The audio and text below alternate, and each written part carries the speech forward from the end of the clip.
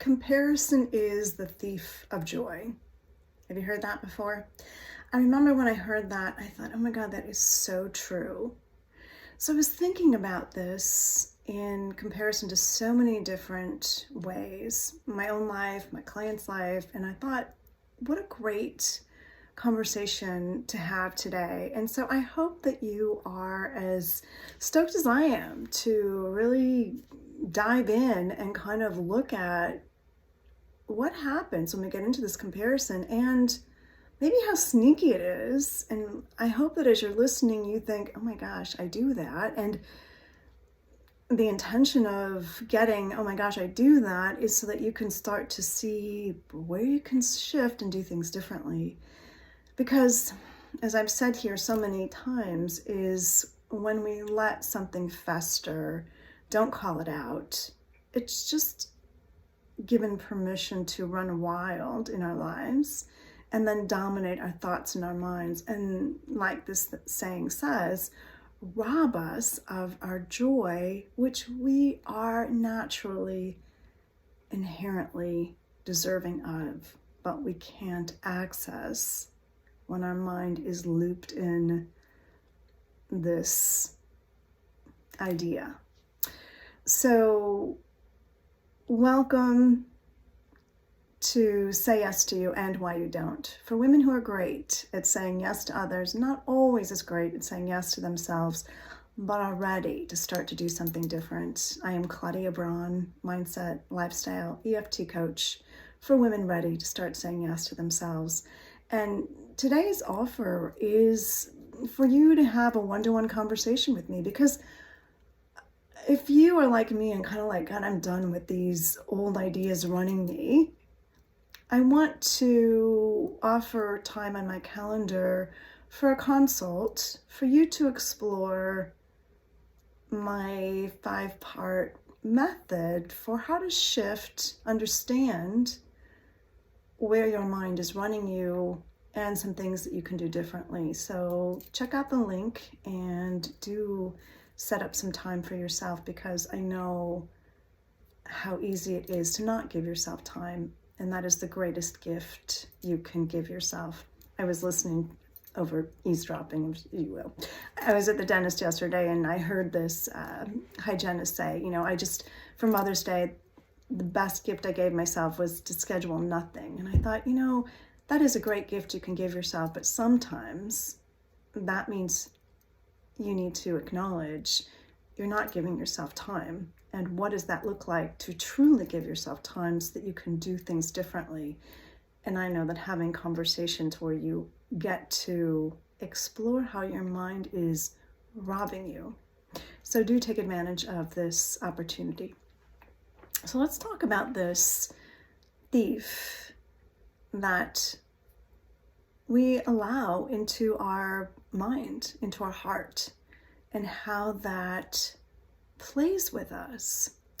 When I was thinking about this conversation today, I wrote down all the different ways that this gets in our way. And the first one truly is that judgment of self, right?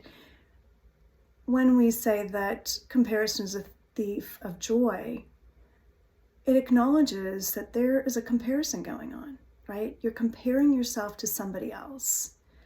And in that comparison, you are getting into self-judgment, because inevitably you are seeing where you are not as capable, competent, fill in the blank, as they are. I know one of my clients, one of her challenges in her life has been her weight. And she's a very competent woman and so well-rounded. And yet when it comes to her weight and her eating and making good choices, she really struggles and compares herself to friends of hers who don't struggle, who easily make choices, who easily maintain a healthy weight, body, and then all the litany of things she tells herself because this is not how she is or how she's wired. And so that self-judgment is not only in that scenario, because then what I see happening is then it starts to erode confidence. It starts to erode your feelings of worthiness. It kicks up this internal feeling of pain that it is so hard for you. Anger that you're not like they are. Discouragement that it isn't going the way it is for them. And any one of these continues to erode your feeling of ability, feeling of confidence, feeling of worthiness, feeling of deservability. The more you look out there, compare yourself, weight loss, success,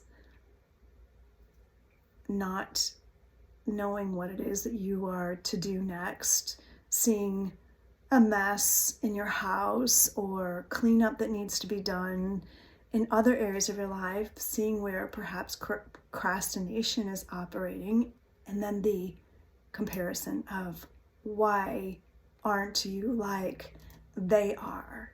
Why don't you do things like she does? Why don't you do things like he does? Right? That game that your mind plays that gets in the way of you feeling the confident self that you inside are, but you have forgotten because you've been repeating so often how you are not. And the more you repeat it, the more it becomes true for you. And that's really what I was thinking about today. Is it can seem sort of like no big deal. Okay, you compare yourself to somebody else and you think, okay, well, I do that occasionally. But what I notice with my clients, I notice that it's come up for myself if I've done it, particularly for me when around my creativity. It's something that I love and I'm kind of new to and been exploring, but it's really easy and it's really sneaky. And then it starts to feel so much a part of you that when you go and you do this thing, weight loss, creativity.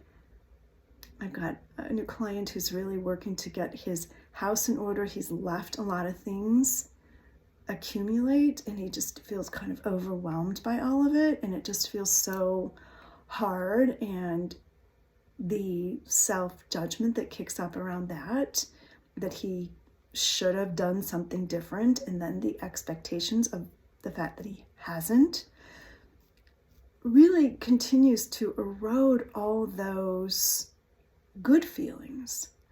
And so that's the thing, is that it's not just one little statement perhaps that you make. It's the consequences, the ripple effect, because as they say, there's no neutral thought. This is not a neutral thought. Comparing yourself can feel, perhaps you've been doing it your whole life. Maybe it was done to you as a child. Maybe your parents said, oh, you're the blank one, you're the smart one, or you're the pretty one, or you're the, creative one, or you're the, intellectual, whatever you got labeled. And so you have felt that and all that goes with that. And on the flip side, taking that idea of comparison when it's working against you completely undermines whatever strength or efforts or small movements you're making, because your belief in comparing yourself to someone or some ideal other than what you're experiencing will continue to undermine your success. And that's why this is so important to pay attention to. And often we talk about here that the key initially is awareness. You have to become aware of what you're doing. And what I've seen with my clients is that it's just part of the fabric of how they've known themselves. They just do that. They just do it so automatically that they don't even realize they're doing it. It's kind of like when there's a buzz going on in the background and you don't really notice that there's a buzz going on in the background until the buzz is off. Then you're like, oh my gosh, now it's really quiet. And it's like that in your mind.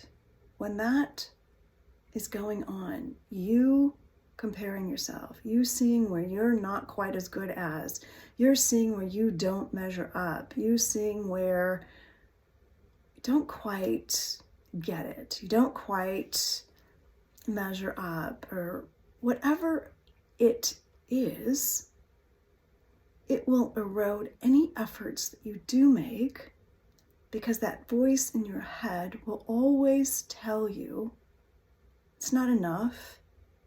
And even if you've made any effort, it's too late. Should have happened a long time ago. And it's completely a vicious cycle that undermines your happiness, your joy, your success.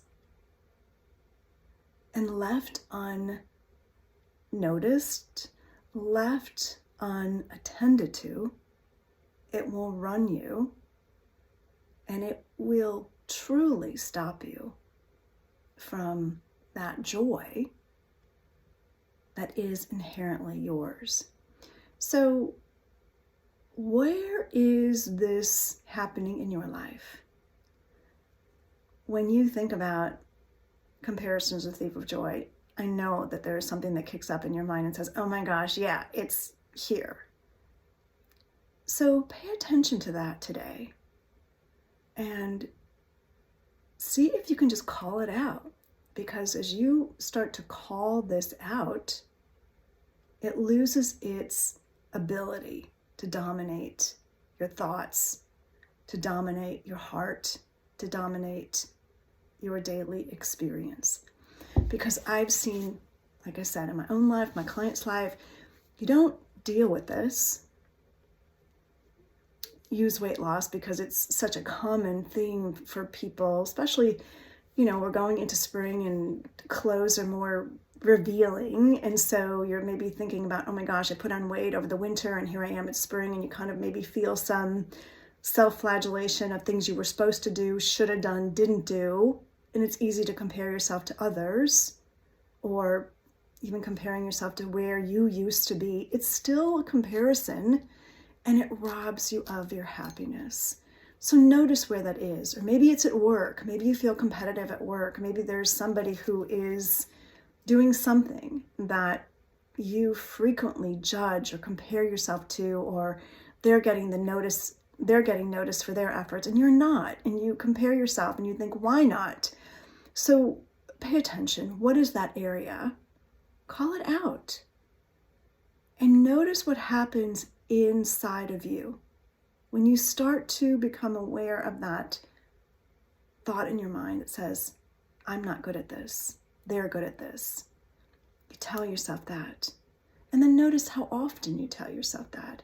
And then notice how that feels. And then what comes up. Because one of my clients was saying, she's like, then I just feel like I just feel like my confidence is gone. Like I used to feel really confident, but I just don't feel confident anymore. And it just kicks up all this self-doubt. And that's the thing. When you don't feel confident, you don't trust yourself, you start feeling like you can't trust your own decisions. And then that has a ripple effect, because if you can't trust your decisions in this area, then you're like, well, maybe I shouldn't trust my decisions in this area. I mean, it's like, it doesn't just stay contained. It's like a virus. It spreads. And that's the thing. It needs to be acknowledged from the earliest time that you recognize it. And like I said, it's kind of like the rock in your shoe or the buzz in the background, at first, maybe it's evident, or at first it's not, because you're like, oh, whatever. You just kind of like, it'll go away. But unless you really call it out for what it is, it won't go away. And when you do begin to call it out consistently and begin to dismantle it and not allow it to have the power over you that it's been having, then your life can begin to change and you can return to joy.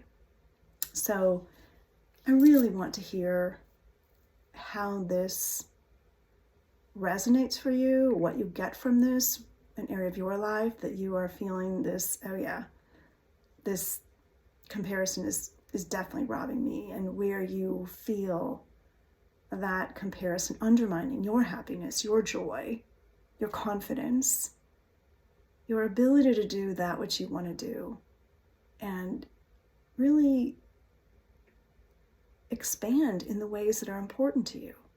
Because that's what happens, is that it keeps you small and it keeps you from being able to access parts of yourself that you haven't accessed, because this keeps you in a box.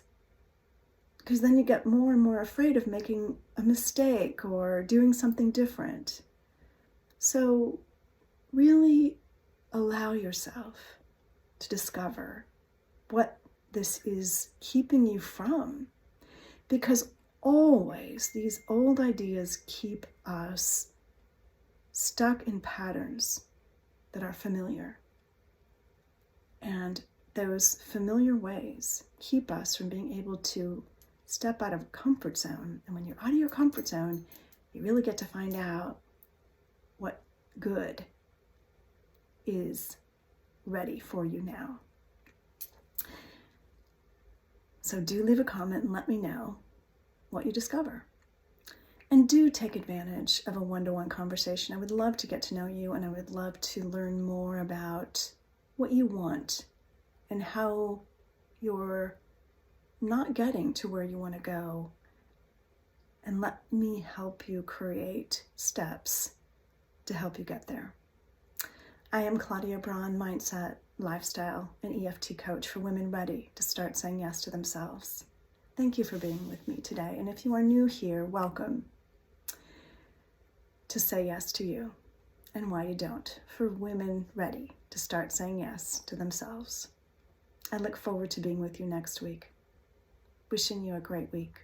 Bye for now.